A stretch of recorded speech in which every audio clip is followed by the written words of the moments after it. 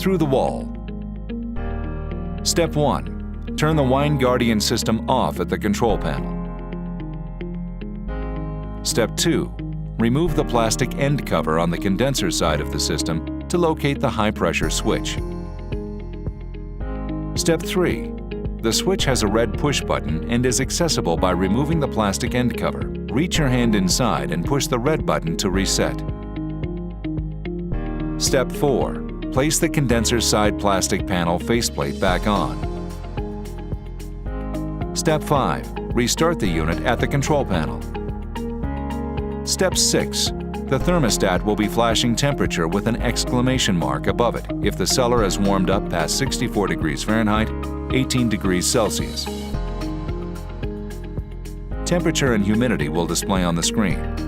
The temperature side and exclamation mark will remain flashing until the temperature drops below the high temperature alarm. When the actual temperature is lower than the high temperature alarm, it will stop flashing and the exclamation mark will disappear.